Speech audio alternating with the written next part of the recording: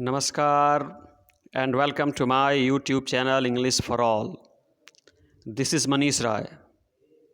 आज हम लेकर के आए हैं बरगनौ से पोएट्री टू डैफोडिल्स। जी, आज हम लेकर के आए हैं बरगनौ से पोएट्री टू डैफोडिल्स और जिसको लिखा है रॉबर्ट हैरिक ने।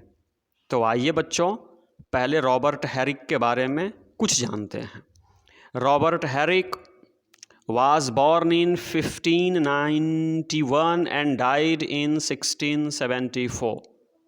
बच्चों, रॉबर्ट हैरिक का जन्म देख रहे हो आप 1591 ईस्वी में हुआ और इनकी मृत्यु 1674 ईस्वी में हुई।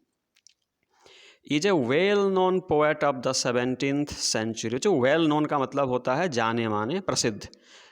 रॉबर्ट हैरिक 17वीं सदी के एक जाने माने कवि थे। His poems have simplicity, lucidity and brevity। बच्चों, इनकी कविताओं में his poems have, इनकी कविताओं में है क्या है, सुनिए। simplicity, इन कविताओं में सरलता है। lucidity, स्पष्टता है। and brevity, संक्षिप्तता है। This poem to daffodils, यह कविता जिसका नाम डैफोडिल्स है, deals with, वर्णन करती है the perishable nature of daffodils, या डैफोडिल्स नामक सुनहरे पीले रंग के फूल के पेरिसेबल नेचर, यानी नाश हो जाने वाली, नष्ट हो जाने वाली प्रकृति का वर्णन करती है। Which ultimately suggest the transitory existence of all human beings.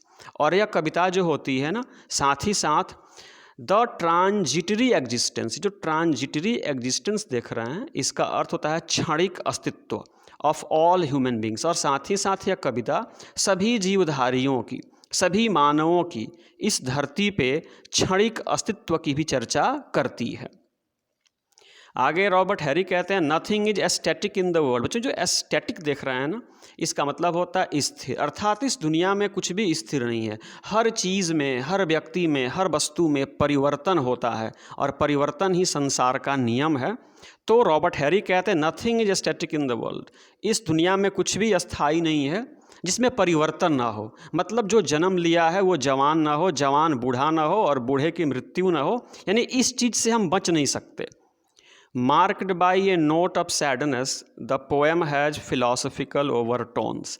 यह जो कविता है ना, यद्यपि इसमें सैडनेस, उदासी का भाव है, फिर भी the poem has philosophical overtones. Philosophical overtones का मतलब हुआ इस कविता का दार्शनिक महत्व भी है, दार्शनिक मकसद भी है। तो आइए टू डैफोडिल्स नामक कविता की शुरुआत करते हैं। बच्चों, टू डैफोडिल्स, डैफोडिल्स एक बहुत ही खूबसूरत सुंदर पीले रंग का फूल है और यहाँ पे कभी डैफोडिल्स की तुलना हम इंसानों के जीवन से करते हैं और इंसानों के जीवन से तुलना करके बड़ी दुखी और बहुत उदास हो जाते हैं। और ये हमें बताने की कोशिश करते हैं कि इस धरती पे जो भी जीवधारी है उस सबका जीवन बहुत ही छोटा है, जैसे कि इस खूबसूरत फूल का। तो आइए कविता की शुरुआत करते हैं। कहते हैं fair daffodils we weep to see. बच्चों, कवि कहते हैं fair daffodils we weep to see. सुंदर सुनहरे पीले रंग के फूल daffodils we weep to see. हम ये देख करके उदास हो जाते हैं, हम ये देख करके रोने लगते हैं, हम यह देख करके आंसू बहाने लगते हैं कि यू हैस्ट अवे सो सून, कि तुम कितनी जल्दी, हैस्ट अवे मतलब चले जाते हो, कि तुम कितनी जल्दी चले जाते हो, मतलब कि तुम कितनी जल्दी मुरझा जाते हो, कितनी जल्दी तुम्हारी मृत्यु हो जाती है। यह देख करके हम बहुत उदास हो जाते हैं, हम आंसू बहाने लगते हैं। कहने का मतलब है कि कवि जो है ना, इस खूबसूरत डैफोडिल्स के बहुत ही छोटे जीवन को देख करके उदास हो जाते हैं और आंसू बहाने लगते हैं। आगे क्या कहते हैं, सुनिए। As yet the early rising sun has not attained his noon। Attend का मतलब होता है हासिल करना, प्राप्त करना, और नून जानते ही हैं दोपहर। बच्चों, डैफोडिल्स फूल जो होता है ना, यह सुबह में खिलता है और जैसे जैसे उस पर सूर्य की रोशनी पड़ती है ना, वह मुरझाता जाता है। तो कवि कहते हैं कि as yet the early rising sun has not attained his noon. कवि कहते हैं कि इतनी जल्दी भी क्या है कि तुम मुरझा जाते हो। अरे सुबह का सूर्य सुबह का सूर्य अभी मध्याह्न में भी नहीं पहुंचा है। कहने का मतलब है कि अभी 12 भी नहीं बजा है और तुम मुरझा गए, सूख गए, नष्ट हो गए, तुम्हारी मृत्यु हो गई। अरे इतनी भी जल्दी क्या है? स्टे स्टे स्टे, रुको रुको, ठहरो ठहरो, अनटिल द हैस्टिंग डे। ये जो बच्चों हैस्टिंग डे देख रहे हैं ना, हैस्टिंग डे का मतलब होता है जल्दी बीतने वाला दिन। बच्चों ये जो हमारा दिन है ना, ये भी बहुत जल्दी बीतता है, लेकिन इस जल्दी बीतने वाले दिन से भी जल्दी डैफोडिल्स बीत जाता है। इसलिए रॉबर्ट हैरी क्या कहते हैं, सुनिए, stay stay until the hasting day has run but to the evensong. अरे रुको रुको, ठहरो ठहरो, जब तक यह जल्दी बीतने वाला दिन समाप्त न हो जाए। मतलब संध्या तक तो तुम खिलते रहो, शाम होने तक तो तुम ठहरो, रुको, मत जाओ। तो शाम तक ठहरने के लिए क्यों कहते हैं, सुनिए, and having prayed together we will go with you along. और संध्या, चर्च में संध्या में जो प्रार्थना होती है ना बच्चों, उसको इवन सॉन्ग बोलते हैं। तो संध्या में साथ में ही हम प्रार्थना करेंगे और एक ही साथ में मैं भी, मतलब हम इंसान भी, हम लोग भी तुम्हारी तरह इस दुनिया को छोड़ देंगे और हम लोग साथ ही इस दुनिया से विदा ले लेंगे। बच्चों कभी सुनहरे पीले रंग के डैफोडिल्स फूल से कहते हैं कि तुम इतनी जल्दी मुरझा जाते हो कि हम लोग तुम्हें देखने के लिए रो पड़ते हैं। अभी दोपहर भी नहीं हुआ और तुम मुरझा गए। अरे कम से कम संध्या तक तो रुको, साथ ही प्रार्थना करेंगे और साथ ही इस दुनिया से हम लोग विदा ले लेंगे। आगे क्या कहते हैं, सुनिए, we have short time to stay as you. बच्चों कभी कहते हैं कि we have short time to stay as you, कि हमारे पास भी इस दुनिया में रहने के लिए, ज़िंदगी जीने के लिए बहुत कम समय है, एज यू, जैसे कि तुम्हारे पास है। मतलब तुम्हारा जीवन भी छोटा है और उसी प्रकार से हम इंसानों का जीवन भी छोटा है। We have as short a spring, हमारा बसंत भी छोटा। जो बसंत ऋतु बहुत छोटा है ना, बसंत बहुत खूबसूरत ऋतु है, लेकिन यह कुछ ही महीनों का होता है। तो कभी कहते हैं, यहाँ पे स्प्रिंग का मतलब यूथ से भी समझ सकते हैं, हम इंसानों की जवानी से भी समझ सकते हैं। कभी कहते हैं कि we have as short a spring, यानी हमारा बसंत भी बहुत छोटा है जैसे कि तुम्हारा बसंत।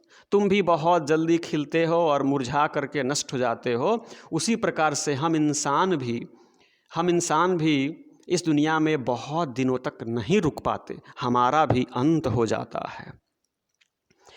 As quick a growth to meet decay, कभी कहते हैं कि जैसे इस धरती पर कोई भी जीवधारी ग्रो करता है, वो बढ़ता है, विकसित होता है, सयाना होता है, टू मीट डीके, नष्ट होने के लिए ही, मृत्यु को प्राप्त होने के लिए ही, एज यू, जैसे कि तुम भी खिलते हो मुरझाने के लिए, और एनीथिंग, और कोई भी जीव, यानी कभी कहते हैं कोई भी जीव इस धरती पे आता है वो मुरझाने के लिए ही, नष्ट होने के लिए ही, मृत्यु को प्राप्त होने के लिए ही। कहते हैं, सुनिए, as quick a growth to meet decay, जैसे कोई वस्तु है ना विकसित ही होता है मृत्यु को पाने के लिए, जैसे हम लोग भी जन्म लेते हैं मृत्यु को पाने के लिए ही, जैसे तुम भी खिलते हो मृत्यु को पाने के लिए ही, एज यू, जैसे कि तुम, और एनीथिंग, और कोई भी वस्तु जो इस धरती पे है एक दिन उसको जाना है। वी डाई, हम लोग भी मरते हैं, एज योर आवर्स डू, जैसे तुम कुछ ही घंटों के लिए खिलते हो और एंड ड्राई अवे, और फिर मुरझा जाते हो, उसी प्रकार से हम इंसान भी कुछ ही समय के लिए इस धरती पे आते हैं, हम भी तुम्हारी तरह मुरझा जाते हैं, बूढ़े हो जाते हैं और फिर से मृत्यु को प्राप्त हो जाते हैं। कैसे, समझिए, like to the summer's rain, जैसे ग्रीष्मकाल की वर्षा, जैसे ग्रीष्मकाल की वर्षा होती है और वह पानी बहुत जल्दी सूख जाता है या एवेपोरेट हो जाता है, उसी प्रकार से हम लोग भी इस दुनिया में कम समय के लिए आते हैं और मृत्यु को प्राप्त हो जाते हैं। और as the pearls of the morning dew, dew का मतलब होता है बच्चों ओस की बूंदें, और पर्ल्स का मतलब होता है मोती। आप देखे होंगे कि सुबह में ओस की जो बूंदें होती हैं ना, वह मोतियों की तरह चमकती हैं। तो कभी कहते हैं कि like to the summer's rain, जैसे ग्रीष्मकाल की वर्षा ज़्यादा देर तक नहीं टिकती, और as the pearls of the morning's dew, और जैसे सुबह में मोतियों की तरह चमकने वाली ओस की बूंदें भी बहुत देर तक नहीं टिकती, उसी प्रकार से डैफोडिल्स फूल भी बहुत घंटों तक नहीं टिकता, उसी प्रकार से हम इंसान भी इस धरती पर बहुत समय तक नहीं टिकते, and never to be found again. और जैसे मोतियों की बूंद, वो ओस की बूंद एक बार नष्ट हो जाए तो दोबारा उसे प्राप्त नहीं किया जा सकता। डैफोडिल्स का फूल अगर एक बार मुरझा करके नष्ट हो जाए तो उसको फिर से प्राप्त नहीं किया जा सकता, उसी प्रकार से हम इंसानों का जीवन है, एक बार मृत्यु हो जाए तो फिर से उस जीवन को प्राप्त नहीं किया जा सकता है। बच्चों, इस कविता में कवि रॉबर्ट हैरिक हम इंसानों के जीवन की तुलना डैफोडिल्स फूल के जीवन से करते हैं और कहते हैं कि इस धरती पे जितने भी जीवधारी हैं उन सब का जीवन जो है ना निश्चित है, और उस निश्चित समय के बाद सबको मृत्यु को प्राप्त हो जाना है।